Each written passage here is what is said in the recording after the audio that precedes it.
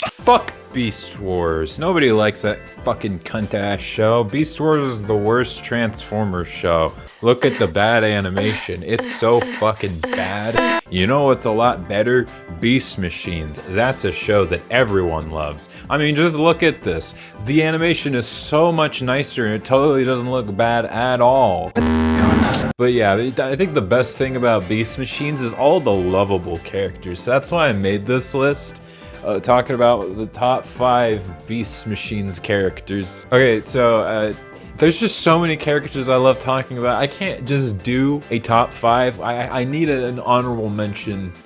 You could almost say this is a top 6 list. Why top 6? Because I like to go. So the number 6 character is Optimus Primal. I think we all love Optimus Primal in this show, especially the voice actor himself. Gary freaked out in the city. He's like, "This is bullshit! There's nothing happening in the show. I'm sitting around hugging a tree." Oh, by the way, all jokes aside, good job beating cancer, by the way, Gary Chalk. I'm genuinely really happy for you. So, the cool thing about Optimus is he just has such a consistent design throughout the years. Like, he always looks like this. Even in Beast Wars, he looks like this. He's got like an apocalypse mouth now, but like it totally works, especially when he's got the faceplate up. And they kind of fucked up in season 2, you know, but then they rectified it. And he's still, I guess he looks okay. So how bold of them to decide to make Optimus instead look like MC Ride from Death Grips. That's pretty fucking awesome. And the funny thing is, the toy actually does make him look somewhat like Optimus. Well, not actually, but they made him look like Thanos. The toys, a lot of the time, took these great character designs and just made them even better by like giving them actual color and making them look like actual robots, like they're supposed to. But anyways, Optimus has so many lovable quotes that makes him so relatable and down to earth like this. These new trees are but an illustration of the Cybertron. Oh, and then of course, how could we forget this? We were sloppy out there today. Unfocused, reckless, insubordinate. One more mission like that, and we may as well surrender to Megatron. You think this is a joke? Yeah, Optimus Primal. Don't you know, Rat Trap? He would never joke around like this. What is that little rascal doing? Well, fuck. So, dude, Primal is a great character. Really cool. Okay, number 5, we got, hell yeah, dude, Rat Trap. Rat Trap is so good in this show that when I was watching Beast Machines, I forgot that he was actually the comic relief in Beast Wars because he was funny. I'm like I was watching The Weak Component, which would be a really good episode if not for the fact that it was about Rat Trap. That's probably the most unpopular Transformers opinion I have, but that's besides the point. But when I was watching that episode, I realized, wait a minute, wasn't Rat Trap supposed to be like the silly character? Is it just because he has a funny voice? I genuinely forgot that he's like one of the funniest fucking characters in Transformers because of this show. That's how good he is. I mean, he's still got some good lines, right? Introducing the handy-dandy scramble field generator. When activated, this little marvel of electronic wizardry is guaranteed to bamboozle, bewitch, and otherwise befuddle all manner of Viacom tracking devices. And it just so happens we're running a special today. Buy one, get 6 free. You laughed, right? I liked the part when they made Rat Trap look like a disabled kid. And, you know, he's got a really cool head sculpt. I mean, it's got some new details, but it still has the elements of Rat Trap there in the... Oh, wait, no, that's a drawing I made back in, like, 2017 when I didn't know how to draw. Right, so what's the real one? Oh, there you go. Wait, no, that's my Miitopia recreation. Oh, this is what he look... Why does he still look like that kid in the wheelchair? Okay, so number 4, of course, we have everyone's favorite character, Night Scream. For number 1 and never look back. Who doesn't love children or whiny teen characters? I think we all love those, especially when they look hideous as sin and also have like the worst merch in the line. Those are always everyone's favorite. And let's not forget that he also loves to shit on everything that made Beast Wars so good, I mean bad. Maybe if you tried focusing on today instead of dwelling on the past. Beast Wars this, Rhinox that. Give it a rest already. The Oracle said the seeds of the future lie buried in the past. Yeah, well, I say never look back. I wouldn't have survived one nano-click if I got weepy over every transformer that ran out of juice. Yeah, because why would you care about, like, Beast Wars and, like, the best character who became evil for some reason when you have me here? It's just a hallmark of a great character. You know, how everyone likes Kylo Ren, and he said the same thing. Oh, but wait a minute, I forgot, you're right. Technically, they're both wrong saying this, and them being wrong is acknowledged as the truth in both, because Kylo Ren's the villain, and Night Scream is just going through denial because he feels responsible for his friends' deaths, or capture, whatever the fuck happened to them. We never get to see him again. I just assume they all died. They probably looked like this. And then he realized to not run away from the past, but the seeds of the future lie buried there. Found the DNA of a fossilized bat. That's how I survived while all of the others were. They deserve to live as much as me. More even. Thousands of Transformers could have escaped Megatron's virus if only... What, Night Scream? If only what? If only I was thinking about the others instead of just myself. I didn't think about them at all. How many others could I have saved? I know. I feel this world's pain every day, and blame myself for losing the Beast Wars. But I also believe we survived for a reason. We will heal this wounded planet for our fellow Sparks when they return. And they will return. The seeds of the future lie buried in the past. For a better world. Oh wait, unlike Kylo Ren, he was a fucking annoying loser for the rest of the show. That's right. Okay, so I lied. I lied to you. Number 3 is actually 2 characters because they're so good that I have to talk about them both, and that is Silverbolt and Black Arachnia. They're both just such lovable characters. We'll talk about Black Arachnia first. Who didn't love Black Arachnia? Oh yeah, me. Well, that was mostly her design. She was a really cool character, you know? She had a great character arc in Season 3. She was a cool evil villain in... I just realized one of the shirts I didn't wash it. Anyways, where was I?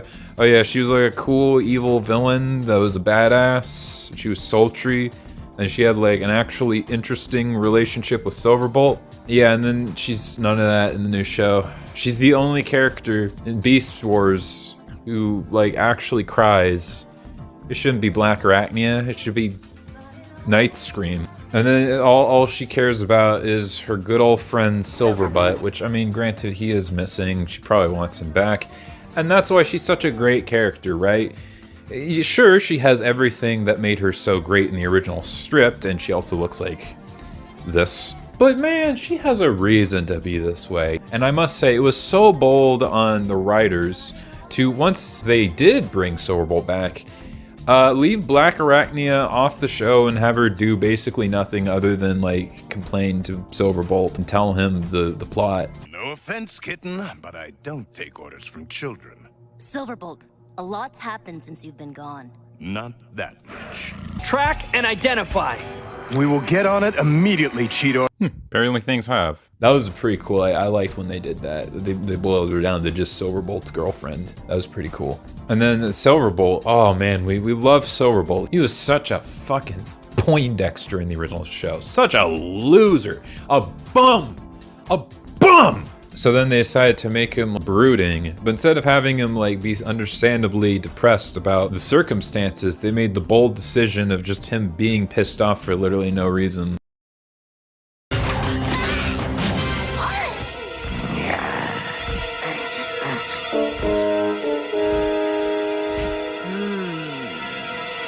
What are you waiting for, Bolt? Blaster! No, my friend. It is not right to strike a female.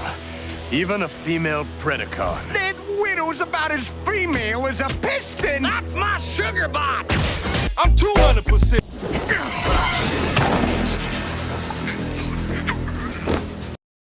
Like how he respected Cheetor initially, and now he's just like, I don't take orders from children. You like my Silverbolt imitation? Yeah, it's pretty good. Oh yeah, speaking of voices, you know how like with Transformers and Bionicle, they share same voice actors? Like Tahu's voiced by Scott McNeil, and it's pretty fitting because, you know, in Beast Machines and Bionicle, both these dudes, they hate women. You worry about scratches. My love is gone. And then Night Scream, going back to that guy, is voiced by the guy who voices Vakama. I'm a cross-eyed freak, chasing my freaky dreams. I'll never be a real Toho. Pretty whiny, huh? You think if they did movies of the later seasons, Johnny Young Bosch would voice Tahu from the year when they all looked like shit? That's not me! But then the best thing about the Silverbolt is his original toy. Oh, hell yeah. This is just the best character in the show. They took one of the most light-hearted characters and made him such an insufferable, fucking boring character. Just so much better. And you know what? If anyone says otherwise, I must say I will report you to the police because you do not realize that this is bullying. And you don't understand that if you bully a fictional character, they might kill themselves in the real world. Alright, number 2, we got this Cheetor. I know what you're thinking. Mr. T, I actually like Cheetor. Why is he number 2 on this list? And not number 1? Well, there's a couple of reasons, but you know what? Cheetor is just a really likable character, you know? It makes sense why he's this way. Character development. You can say character development and right away any changes, especially here, because Cheetor went from a bright-eyed, youthful little kid to a trans Metal 2 who's ugly but still had that softness in his heart despite all of the teenaged angst that he now has. And then in Beast Machines, he's just an asshole. Rat Trap, just stick to the mission. Search the computers and leave the fight to the transforming Maximals. That's an order. Your little pet jeopardized the mission. He almost got us slagged. He follows me, okay? It's not like I can control him. I talk, you listen. Shut the fuck up. But don't you want to know why I transformed? I mean, for once, I wasn't thinking about myself. Dude, why is he so pissed off? Oh no, you failed the mission. Your dear friend finally found himself and this is how you are? What is your major malfunction? Because that totally makes sense from the rest of the show, right? Okay, I'm breaking character a little bit, but the more I think about this, the more I realize Cheetor in this show is just fucking Kimba. He starts off as like a cool guy and he's just a dick for literally no reason, even to his friends. Yeah, Cheetor is a really cool character. You know, I have to say that original toy fucking blows, man. It's so inaccurate because the head sculpt is a little off. Not to mention, it looks so much worse. I mean, he's got like this head sculpt that looks kind of interesting and his color scheme's neat. But then in this show, he looks like a combination between E.T. and... I'm not saying it. If you're aware of my previous video, I don't think I can say that anymore. YouTube's changed. It's not 2017 anymore. Yeah, he looks like E.T. now. And I like E.T. It's my second favorite ride at Universal Studios, behind the Mummy. So yeah, Cheetor. Cool character, and also voice acting really, really good. So now it's my fault? Okay, one more. Yeah, Cheetor, number 2 on the list. Okay, I lied one more time. Number 1, my favorite character from Beast Machines. It's Tankor.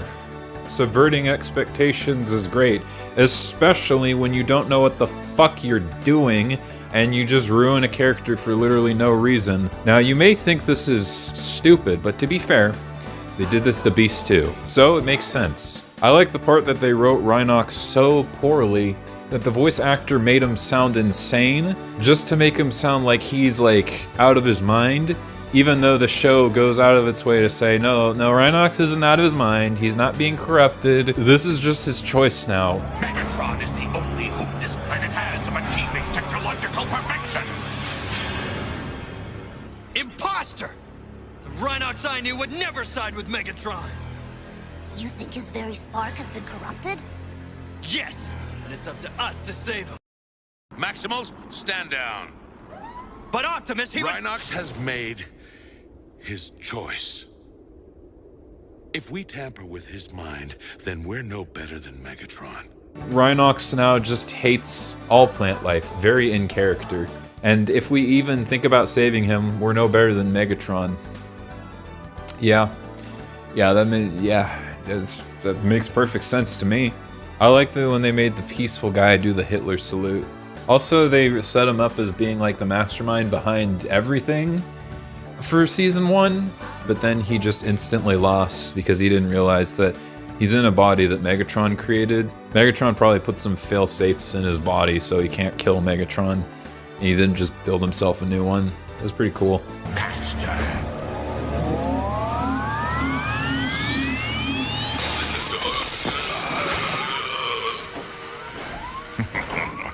can't destroy me. It's hardwired into your programming. Because we totally need to have the fight of season 1 be about Optimus and Megatron, because they wouldn't do that again, except for when they did in season 2. And Tankor, which is like, this is the climax of like one of the most important characters in Beast Wars, just have him sit this one out. He gets humiliatedly defeated, and then he just dies off screen. Oh, and also Rat Trap, his best friend, yeah, he doesn't give a single flying fuck.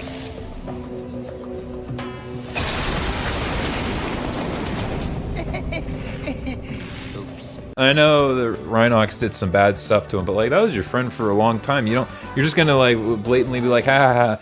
You know, when Anakin did bad things, Obi-Wan was still like upset when he was burning alive. And that's why he stopped him from burning alive. Oh wait, no, he didn't do that, did he? Oh yeah, that's right. And then like, during his funeral, he's not even like thinking about Rhinox, he's talking about fucking plants. We plant this seed in your memory, Rhinox, and nurture it with some of Cybertron's organic core, which will one day heal our planet. Well, that day ain't coming soon unless we find a lot more of that juice. Fucking love this show, dude. I fucking love this show. It's so fucking good. Okay, that's my top 5. No, top 6, top 7 characters from Beast. There's just so many good ones. I had to mention all of them. I hope you have a good April Fool's Day. All of you, except for you. Yeah, you. I know you're watching this video. You're about to go in the comment section and type something because I criticized this show. But just remember, it's me. I've always been here. And you know what the best part is? I'm watching you right now. I'm inside your vault. Don't go look now. You might get it.